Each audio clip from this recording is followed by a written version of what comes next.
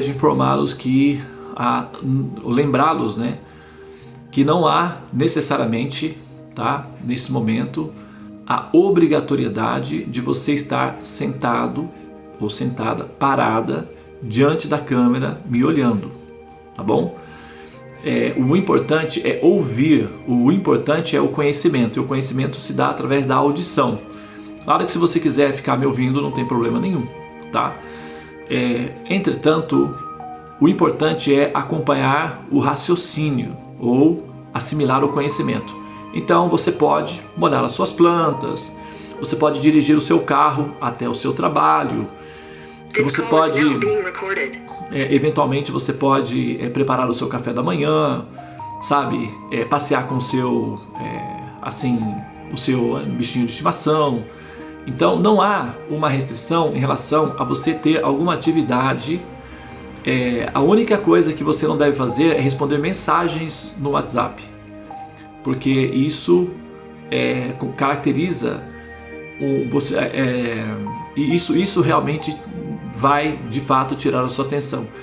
Inclusive, enquanto você está fazendo as suas outras atividades, você deve, né, aprender a estar conectada com o conhecimento, e a sensação é muito boa, é uma sensação muito agradável de fazer coisas aprendendo.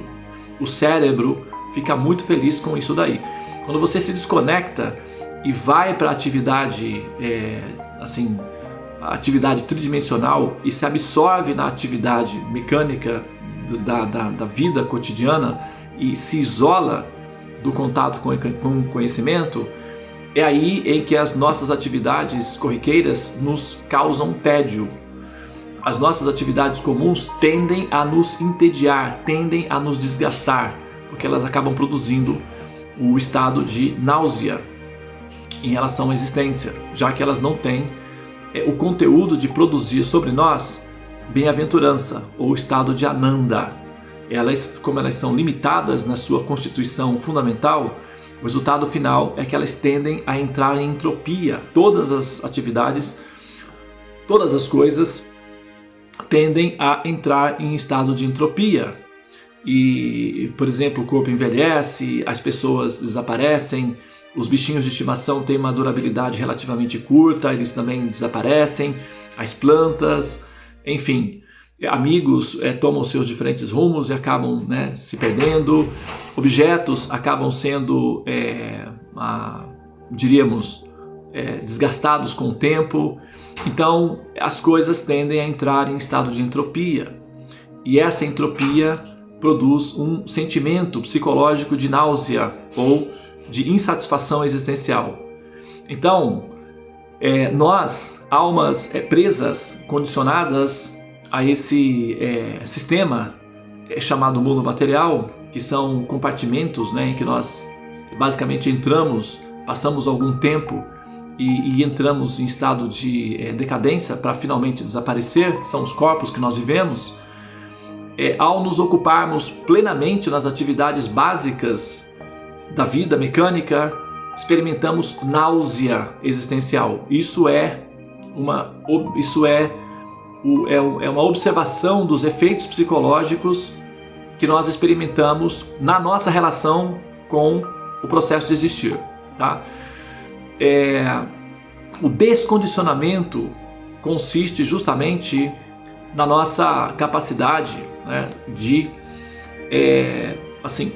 quebrarmos essa roda, quebrarmos esse mecanismo e conectar a nossa consciência com uma realidade que está para além dessa realidade mecânica que nós vivemos, que é a realidade transcendental. Então a técnica consiste em ocupar a mente e a inteligência em olhar e visualizar a transcendência.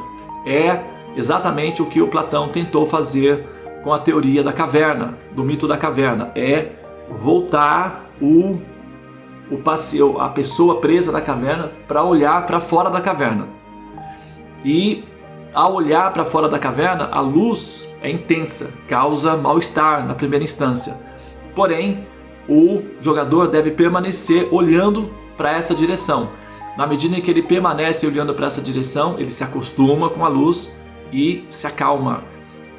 o ambiente fora da caverna é muito maior do que o ambiente dentro da caverna, ok?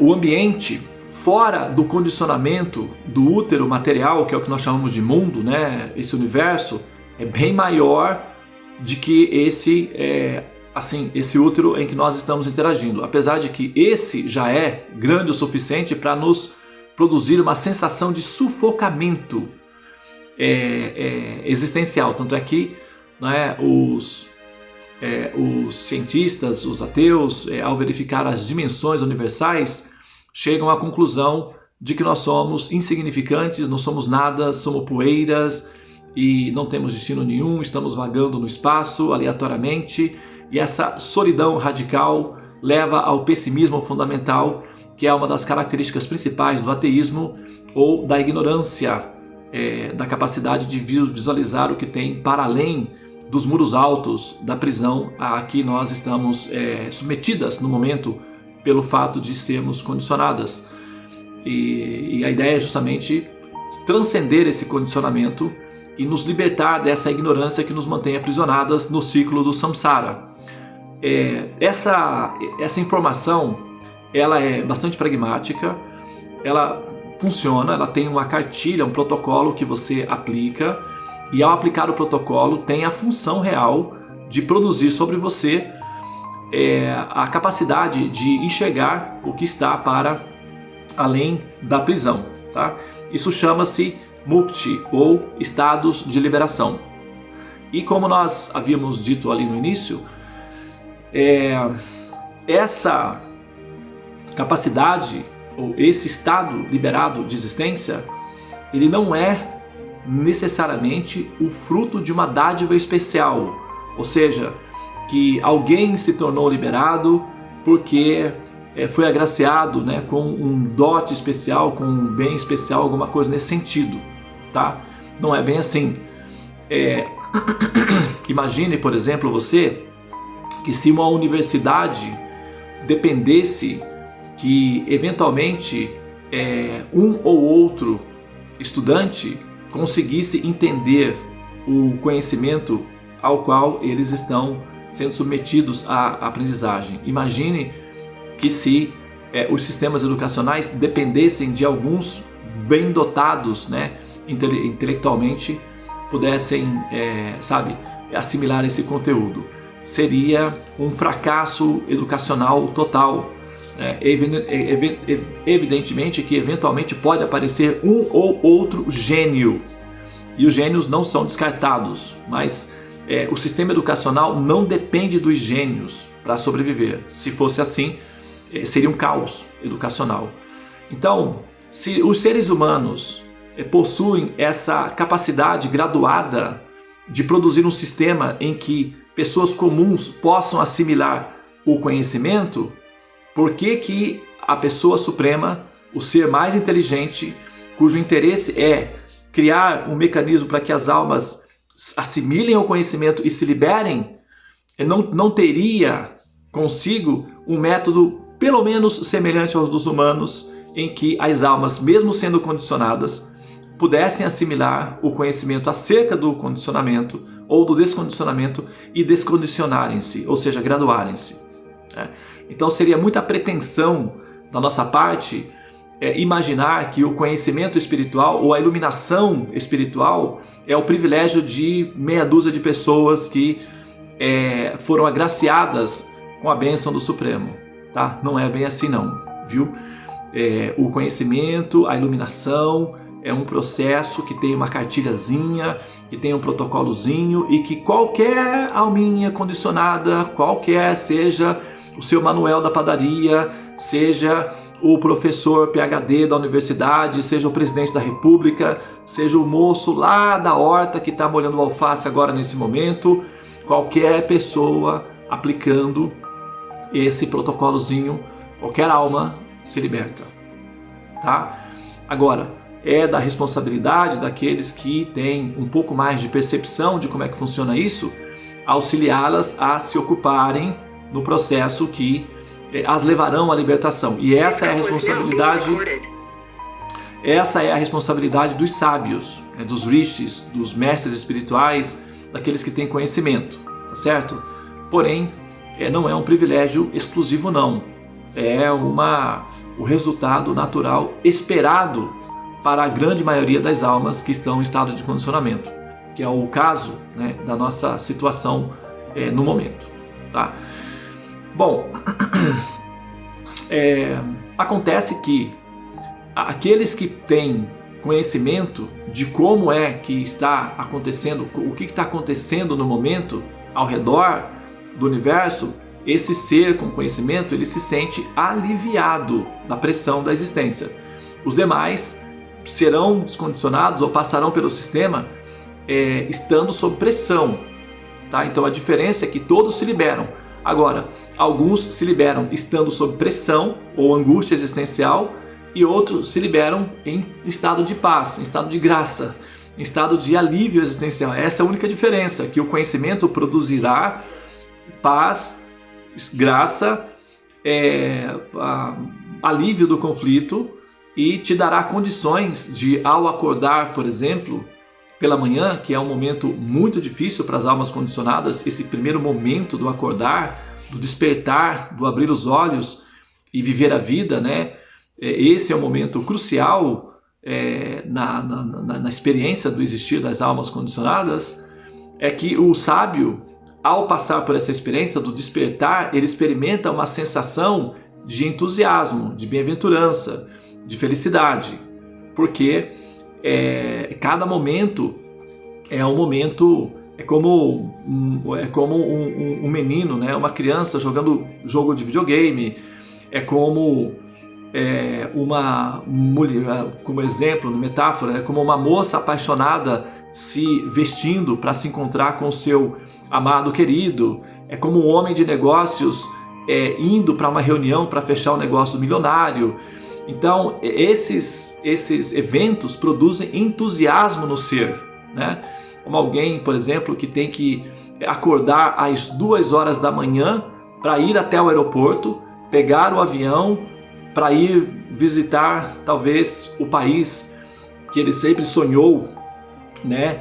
Ou normalmente uma adolescente que tem uma certa resistência ao acordar pela manhã, acorda alegremente às 2 da manhã para pegar o táxi, para ir até o aeroporto, para pegar o avião que vai levá-lo até a Disneylândia, por exemplo. Ele não tem problema nenhum de despertar pela manhã, inclusive desperta com muito entusiasmo. Por quê? Porque existe ali uma fonte de satisfação. Então, quando você encontra essa fonte de satisfação no Supremo, existir passa a ser uma experiência empolgante, uma experiência interessante a cada dia. Então, quando você acorda pela manhã, a sensação não é de entropia, a sensação de estamina, ou seja, entusiasmo, utsaha. Utsaha, ut, que significa acima, saha, que significa oblações ou onde se coloca, né, a força da intenção, as benevolências da vida, utsaha. Então a pessoa acorda com entusiasmo porque justamente ela entende o processo pelo qual ela está passando, o jogo que ela está jogando, e isso dá uma felicidade muito particular, porque dentro do sistema do jogo está embutido o resultado final do jogo para os jogadores que assimilam o conteúdo e passam a fase do jogo, que é a liberação do Supremo ou o despertar da transcendência. Ok? Então é importante saber como é essa transcendência, o que é essa transcendência para despertar nela. Nós estamos na fase primária aqui, que é a fase em que nós estamos nos libertando da nossa contaminação, né? Dos nossos preconceitos, dos nossos medos e da nossa ignorância. Então essa fase bem embrionária, fase bem básica que nós estamos de adquirir conhecimento que nos vai dar condições de ter essa sequência, tá? Então eu vou seguir aqui. Hoje nós vamos ler o Bhagavad Gita como ele é, capítulo 2, verso 3, é o resumo do conteúdo do Gita, né, que nós vamos ler aqui, tá? Eu vou então fazer o mantra de introdução e na sequência eu faço a leitura. Om Namo Bhagavate Vasudevaya. Om Namo Bhagavate Vasudevaya. Om Namo Bhagavate Vasudevaya.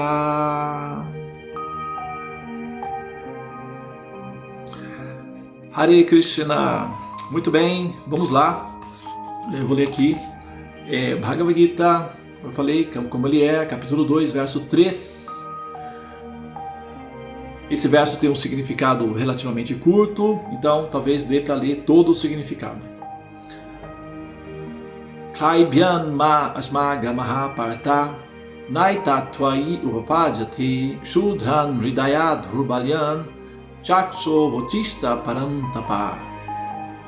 Tradução, palavra por palavra. Klaibhyan, impotência. Masma, não. Gamaha, te entregues. Parta, ó filho de Prita. Naha, nunca. Eta, esta, tuai, para ti. Upapajati, fica bem. Shudran, mesquinha. Ridhaya, do coração. Dhaurbalyan, fraqueza. Chaktva, abandonando. Utista, levanta-te, como ele fala. Utista, jagrata, prapyavarani bodhata. Utista, levanta-te. Parantapa, ó castigador do inimigo. Muito bem, tradução de Srila Prabhupada para o verso 3. Ó filho de Prita, não cedas a essa impotência degradante. Isso não te fica bem. Abandona essa mesquinha fraqueza de coração e levanta-te e luta, ó castigador do inimigo. Então, agora eu vou ler o significado.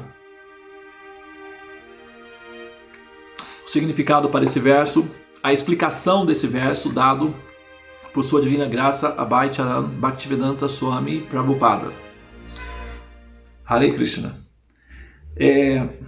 Arjuna foi chamado de filho de Prita, que era a irmã do pai de Krishna, Vasudeva. Então, Kunti, a rainha Kunti, um dos nomes dela era Prita, porque ela vinha do rei Pritu. Ela era irmã de Vasudeva. Vasudeva, para quem acompanha os passatempos de Krishna, né, a série dos passatempos de Krishna, sabe que Vasudeva foi, entre aspas, aí, o pai de Krishna.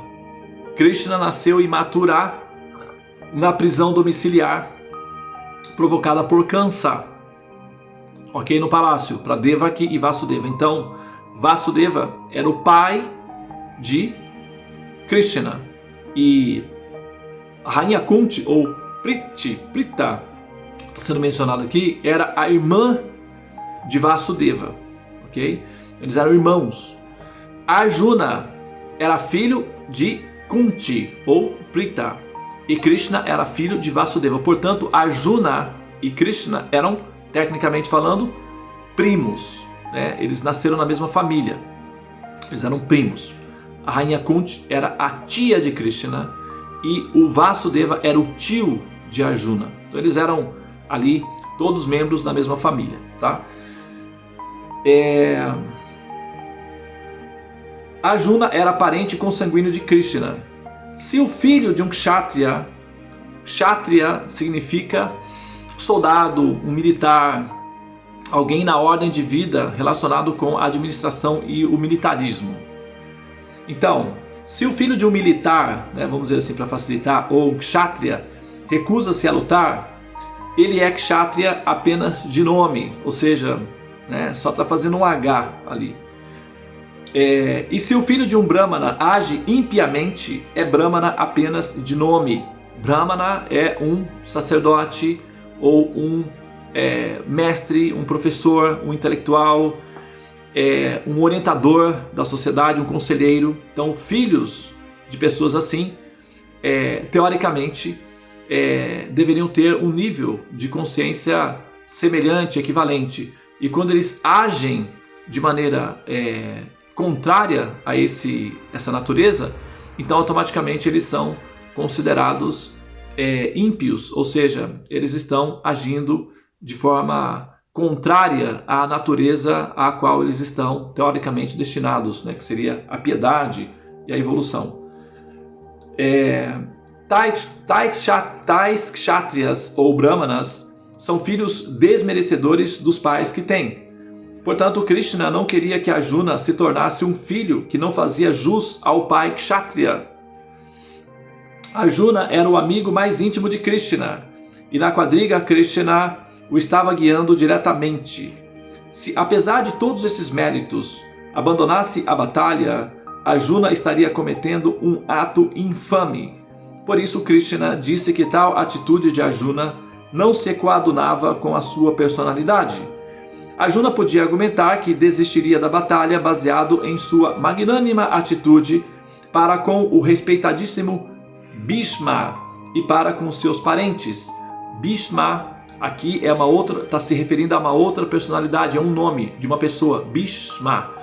Ele era um dos mestres dos Pandavas, que são os irmãos de Arjuna, e ele era um erudito, ao mesmo tempo uma autoridade respeitável, e ele era o mais velho dos membros, o avô daquela família. Então, ele era muito respeitado, tanto pela sua erudição de conhecimento, tanto quanto pelos seus votos seríssimos que ele adotava. Por exemplo, Bhishma, ele adotou o voto de celibato, então ele era celibatário. Ele não... ele nunca se casou, ele nunca teve nenhum relacionamento sexual, então ele era um Naistika Brahmachari. Naistikya Brahmachari, que significa um brahmachari absoluto, um brahmachari 100% brahmachari. Brahmachari significa estudante celibatário, alguém que jamais perdeu sêmen, aquele cujo toda a potência seminal da energia que o corpo necessita para produzir a energia do sêmen ficou retida no próprio corpo e foi canalizada para o propósito da elevação da consciência na Kundalini, que é o que nós chamamos de elevar a Kundalini. Bhishma, ele era um yogi que praticava o processo de elevar a Kundalini continuamente, e para isso ele adotou o sistema de celibato, e então ele foi celibatário durante toda a sua vida. Ao mesmo tempo, ele era o membro mais velho da comunidade, e ele era conhecido como o avô Bhishma, tá? Então, uma personalidade muito exaltada, e ele estava no campo de batalha na direção oposta à direção de Arjuna, e Arjuna teoricamente teria que atirar flechas contra essa pessoa, tá? Então ele estava numa situação de conflito muito grande por conta disso, tá? Desistiria da batalha baseado em sua magnânima atitude para com o respeitadíssimo Bhishma e para com seus parentes, mas Krishna considerava essa espécie de magnanimidade como mera fraqueza de coração. Essa magnanimidade falsa não era aprovada por autoridade alguma. Portanto, ao receberem a orientação direta de Krishna, pessoas como Arjuna deveriam abandonar essa assim chamada magnanimidade ou pretensa não violência. E assim termina o significado para o verso 3 do Bhagavad Gita, dado por sua divina graça, Bhaicharan Bhaktivedanta Swami Prabhupada. Eu vou ler então o verso novamente. Klaibyan mahasmaga mahaparta naitat tvai upapadyate Kshudran Hridaya Dharbalyan Chaktotista Parantapa. Ó filho de Prita, não cedas a essa impotência degradante, isso não te fica bem. Abandona essa mesquinha fraqueza de coração e levanta-te e luta, ó castigador do inimigo. Muito bem, agora são 7 horas e 55 minutos. Eu ainda tenho 5 minutinhos aqui, vou usar, para concluir aqui algum raciocínio acerca desse verso. No próximo encontro do Bhagavad Gita eu vou continuar falando sobre esse verso, tá?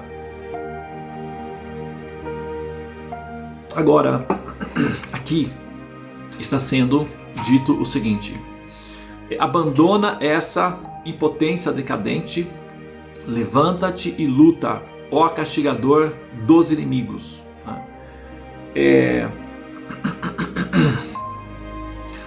Existem 3 tipos de inimigos que nós podemos catalogar, identificar ou rastrear. 3 tipos de inimigos. São chamados kleshas, ou misérias, né? Ou inimizades.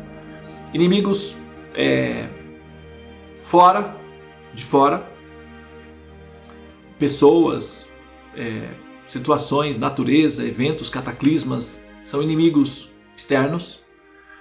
Inimigos no corpo, impregnados no corpo, que são conhecidos como doenças, né? As doenças que acometem o corpo, que atacam o corpo, são inimigos próximos ou chamados inimigos íntimos. E também tem aqueles inimigos que são os inimigos internos ou os inimigos mentais, né? Na verdade, a mente. De todos os inimigos, o mais formidável deles, ou o mais nocivo e pernicioso deles, é a própria mente. Então, a mente é o mais nocivo dos inimigos. O próprio Krishna, mais para frente, vai dizer o seguinte: para aquele que conquistou a mente, terá consigo um amigo. Aquele que não conquista a própria mente viverá continuamente com um inimigo letal. É como se fosse um veneno mesmo. Por quê? A mente, ela vai obrigá-lo ou obrigá-la a nascer continuamente. Caso você não tome o controle e o domínio, né,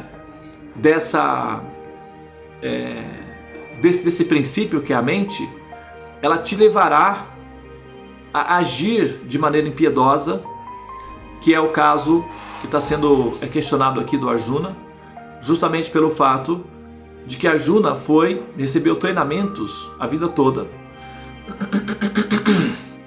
para ser um kshatriya e defender a justiça, e no momento em que ele se viu numa situação em que ele deveria agir como um kshatriya, um defensor da justiça e até da própria vida como legítima defesa, o resultado consequente foi que ele arrefeceu, né? Ele se tornou lamentoso e decadente e assumiu aquela posição, né, do vitimismo, a posição da vítima, e acomodou-se ali nessa posição.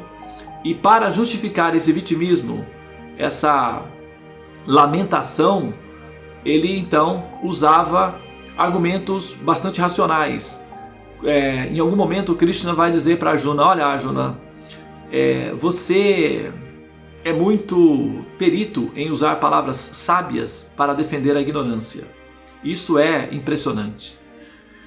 Então nós temos esse comportamento que, para defender ou proteger a nossa ignorância, utilizamos de todos os recursos intelectuais necessários à nossa disposição.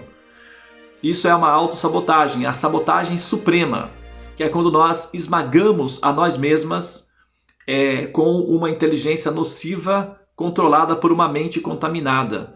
E o resultado dessa pressão que nós sofremos dos nossos inimigos internos que estão dominando nossa mente são os nossos desejos e a nossa tendência, a nossa inclinação para o apego à ignorância. Essa pressão exercida vai nos obrigar a tomar um posicionamento impiedoso perante a existência, e o resultado consequente disso, nascer novamente num corpo humano. O corpo humano, mas Devananda, não é tão ruim assim, não. Não é tão ruim, tem os seus aspectos positivos. Mas quando nós nos deparamos com as situações de imensa aflição e imensos sofrimentos, como por exemplo doenças, a morte em si, então nós verificamos que de fato ele não é tão favorável assim como nós teoricamente supunhamos, né?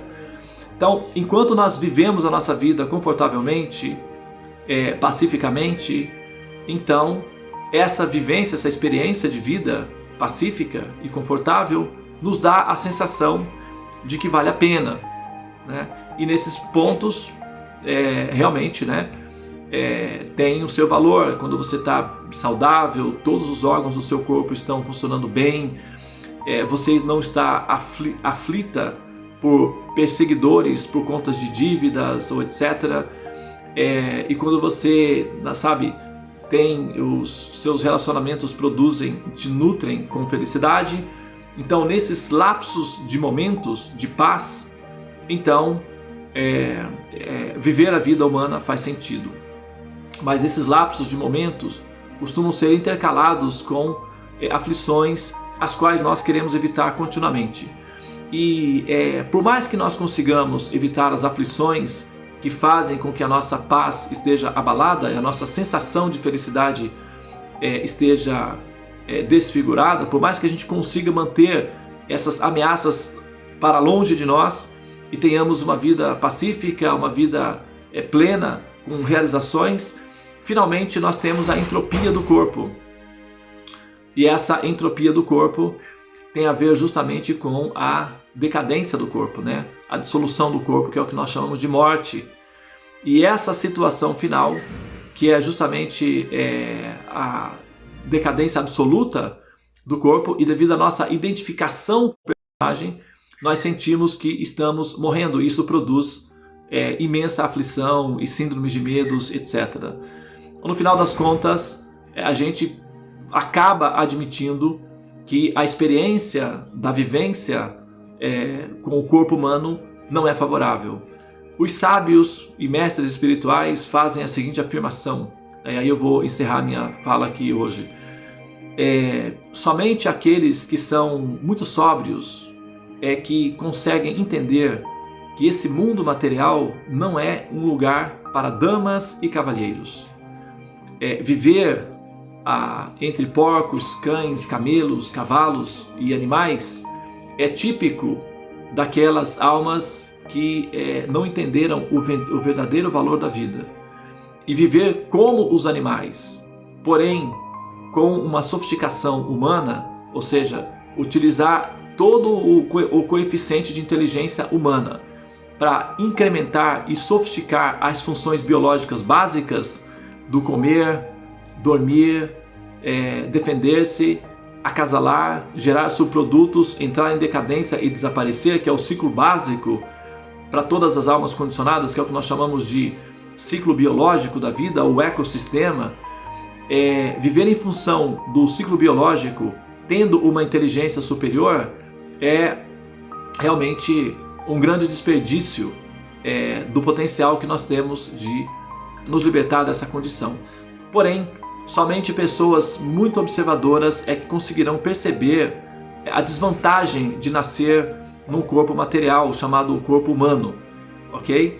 Então, tudo bem, nós estamos nessa condição, vamos fazer o melhor uso de um mau negócio. Isso não significa negar os momentos de felicidade. Viva plenamente os seus momentos de felicidade, né? Agora, por exemplo, nós estamos vivendo plenamente um momento de paz, um momento de felicidade, né? Nós estamos saudáveis, os nossos equipamentos estão funcionando, isso está nos dando um grande alívio, né? Tem a internet que permite o nosso interrelacionamento, o alimento estará à nossa disposição assim que nós concluirmos aqui a nossa atividade espiritual. Enfim, nós temos paz. Então estamos vivendo plenamente esse momento de paz. Eventualmente nós vamos nos encontrar com pessoas que nós amamos, abraçá-las, vê-las, interagir com elas, e algumas nem são tão amáveis assim, a gente vai ter que tolerá-las, isso vai ser como uma terapia, mas nós teremos momentos felizes. Então viva plenamente os seus momentos de felicidade, porém entenda que isso é uma terapia funcional para que você alcance a verdadeira felicidade, né? Nós não devemos, e nem por uma questão de inteligência, todo investidor inteligente ele não coloca todo o seu investimento numa empresa de risco que pode falir, e principalmente numa empresa que ele sabe que vai falir. Um homem, uma pessoa inteligente não faz isso. Uma pessoa inteligente não compra uma casa que está prestes a ser demolida, ou que pode demolir, ou que pode implodir, ou que pode cair. Nós não fazemos isso normalmente, né? Então isso demonstra o nosso bom senso, a nossa racionalidade, a nossa capacidade de inteligência. Semelhantemente, nós, enquanto almas, não devemos investir todo o nosso potencial na direção da nossa experiência com o personagem que nós vivemos, que é o nosso corpo. A gente pode e devemos vivenciar o personagem em si, porque é através do personagem que nós transcendemos. Então, vivenciamos todas as experiências.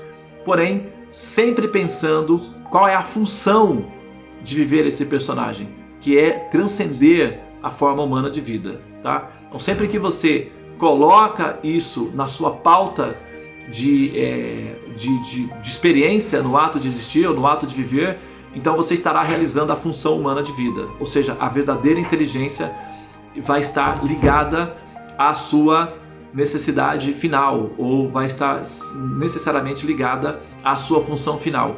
E nesse sentido, é nesse sentido em que você vai conectar-se com o objetivo final do universo, ou seja, a que o universo foi criado, ou para que o universo foi criado, justamente com a função de produzir sobre você a liberação, justamente dele mesmo. Para isso, é necessário que você transcenda a ignorância, é necessário que a gente supere o nosso egoísmo, que nos prende a nós mesmas, né, enquanto almas egoístas, egocêntricas, infantis e apegadas, não é, ao controle e ao domínio dos objetos materiais, que são simulações que tendem a desaparecer com o tempo, e focar no Atma, na realização do eu.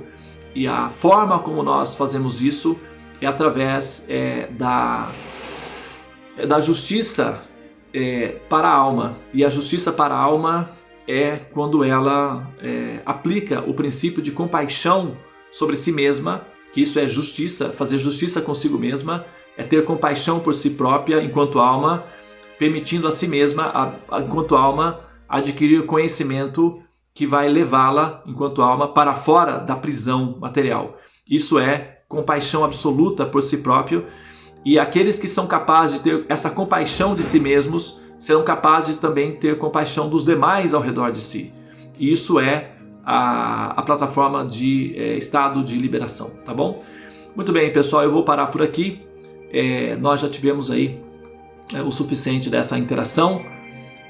Nós não vamos ter perguntas ou observações aqui nesse momento, para não estender muito. Aqueles que desejarem fazer perguntas em relação ao conteúdo que foi assimilado aqui, podem fazer. Eu gostaria de sugerir a vocês que os conhecimentos védicos, eles não são...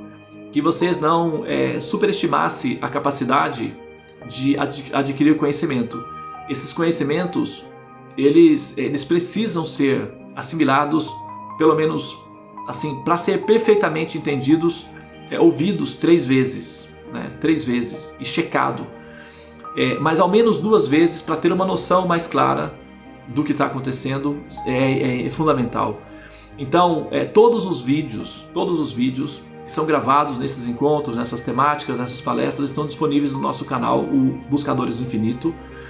E a sugestão é que você explore esses conhecimentos, tente fazer a correlação das peças que estão sendo disponíveis, tá? Isso pode fazer uma grande diferença para você no momento mais importante da sua vida, da sua existência, que é o momento em que você vai fazer a sua passagem. E acredite, esse momento é um momento real, não é uma ficção, não, é um momento real. Você terá que vivenciar esse momento. É importante que você tenha recursos que favoreçam com que você esteja num estado de espírito pacífico ou realizado nesse momento, porque vai fazer toda a diferença nesse momento os conhecimentos que você adquirir em estado de consciência, que é esse momento que você está desperto agora, tá? Muito bem, então agora eu vou parar aqui. Nós vamos então voltar a nos falar sobre os temas da Bhagavad Gita muito em breve. A gente vai continuar falando sobre esse capítulo pelo menos mais uma vez, até passar, ou esse verso, até passar para o próximo, tá bem? Namastê, Hare Krishna, Krishna Krishna, Hare Hare, Hare Rama, Rama Rama, Hare Hare. Ó energia suprema de amor divina, desperta-me, eleva-me, envolve-me, protege-me. Hare Krishna. Tenha um bom dia para todos. Namastê. Bom dia.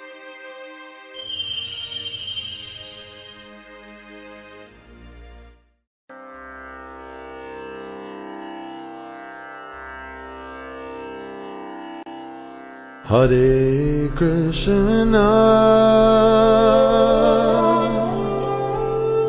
Hare Krishna,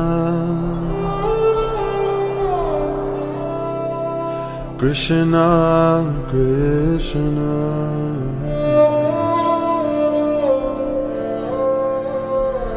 Hare Hare,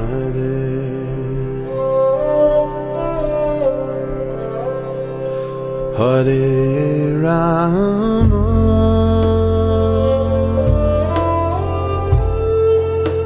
Hare Rama,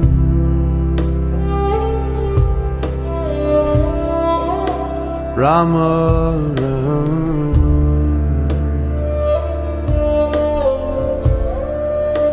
Hare Hare.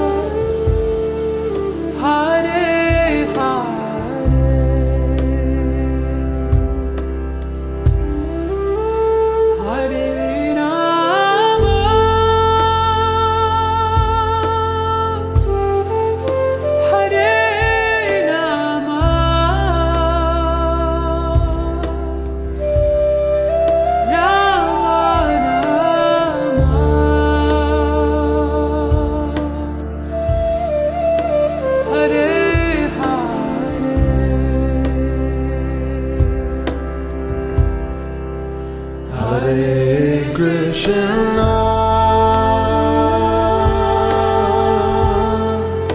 Hare Krishna, Krishna Krishna, Hare Hare.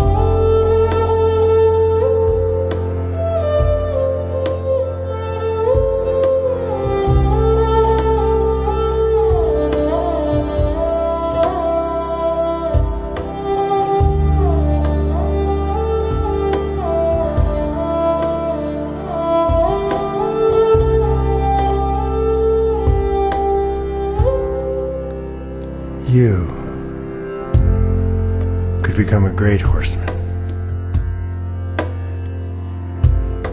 and help free yourself and this world. Though only if you, in prayer, become sweet lovers.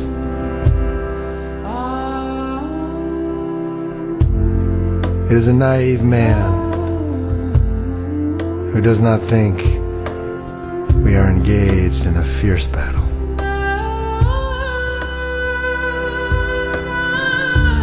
For I see and hear brave foot soldiers all around me going mad.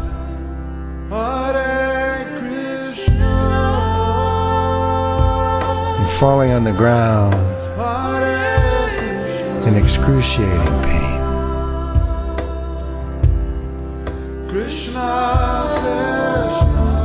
You could become a victorious horseman and carry your heart through this world like a life-giving sun.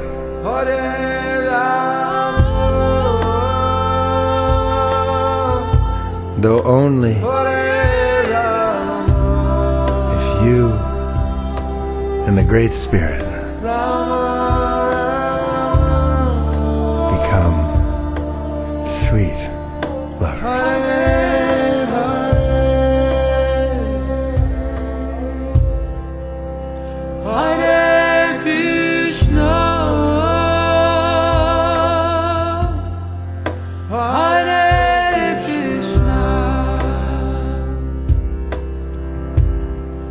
Krishna,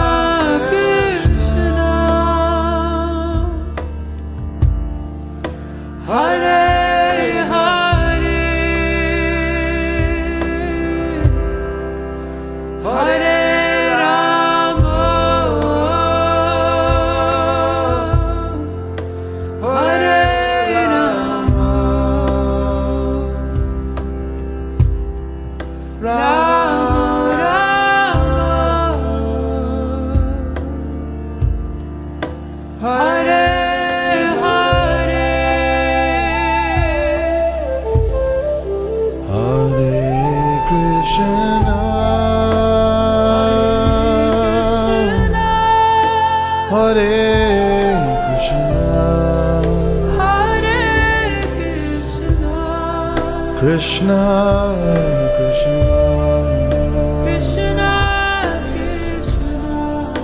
Hare Hare, Hare Hare, Hare Rama, Hare Rama, Hare Rama,